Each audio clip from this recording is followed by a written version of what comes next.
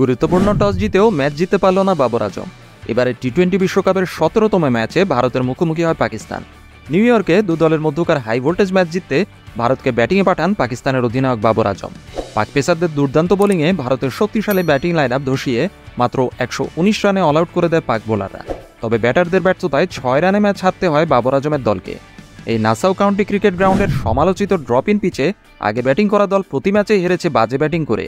তাই গুরুত্বপূর্ণ toss জিতেও batting ব্যর্থতায় ম্যাচ হেরে যায় পাকিস্তান। ভারতকে তাদের সর্বনিম্ন স্কোরে বেঁধে ফেলে পাকিস্তান। টস জিতে পাক পেসারদের বোলিং তোপে 119 রানে অল আউট হয়ে যায় ভারত। পাক পেসারদের পক্ষে হারিস রৌফ নেন 3 উইকেট। ভারতের পক্ষে ঋষভ পান্থ সর্বোচ্চ 42 রান করেন। টি-20 বিশ্বকাপে এটি ভারতের চতুর্থ সর্বনিম্ন স্কোর, আর অল আউট হওয়া ইনিংসে এটি দ্বিতীয়। প্রথম ব্যাট করে বিশ্বকাপে এত কম রানে কখনোই অল আউট হয়নি তারা। এই অবিশ্বাস্য ব্যাটিং ধসের কোনো ব্যাখ্যা নেই। নিউ ইয়র্কের নাসাউ কাউন্টি ক্রিকেট স্টেডিয়ামে ভারতের দেওয়া 120 রানের ছোট্ট লক্ষ্য ব্যাট করতে নেমে নির্ধারিত 20 ওভারে 7 উইকেটে 113 রানে থামে বাবরদের ইনিংস। অথচ 120 রানের তাড়ায় এক পর্যায়ে পাকিস্তান ভারত থেকে অনেক এগিয়ে ছিল।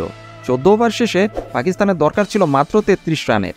তবে শেষ 6 ওভারে ভারতীয় পেসারদের দাপটে লো স্কোরিং ম্যাচে জয় নিয়ে মাঠ ছেড়েছে টিম ইন্ডিয়া। 113 রানে গুটিয়ে গিয়ে 6 রানে জেতা ম্যাচ হেরে যায় পাকিস্তান।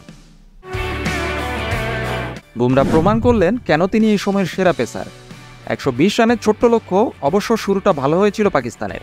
অধিনায়ক বাবর আজম ও উইকেট কিপার মোহাম্মদ রিজওয়ান মিলে রান তাড়ায় বলার মতো শুরু এনে দেয় পাকিস্তানকে। তবে বুমরা এসেই বাবরকে 13 রানে আউট করে দেন। এরপর উসমান খানের সঙ্গে জুটি বেঁধে এগোতে থাকে রিজওয়ান। তাদের ধীর গতির 31 রানের জুটি ভাঙে উসমান খান 13 রান করে লেগ বিফোরের ফাঁদে পড়লে। তখনও ম্যাচ বাবরদের হাতেই। ফকর জামানের ক্যামিও পাকিস্তানকে ভালোভাবেই এগিয়ে নিয়ে যাচ্ছিল জয়ের দিকে। তবে তিনি বিদায় নেন আগেই। এরপর রিজওয়ানকে বুমরা বিদায় করলে ম্যাচ জয়ের দিকে এগিয়ে যায় টিম ইন্ডিয়া। 4 ওভারে মাত্র 14 রান দিয়ে 3 উইকেট শেয়ার করেছেন বুমরা। দলের সেরা 2 ব্যাটার বাবর আজম আর মোহাম্মদ রিজওয়ানের সাথে নিয়েছেন ইফতিখারের উইকেট। প্রতিটা উইকেটই ম্যাচের টার্নিং পয়েন্ট হিসেবে কাজ করেছে। 4 ওভারে 14 রানে 3 উইকেট নেয় ম্যাচ সেরা হয়েছেন বুমরা। এর চেয়ে কম রান তাড়া করে পাকিস্তান আগে কখনোই হারেনি। ভারতীয় পেসারদের দাপটে পাকিস্তানের রান রেট খুবই স্লো হয়ে যায়।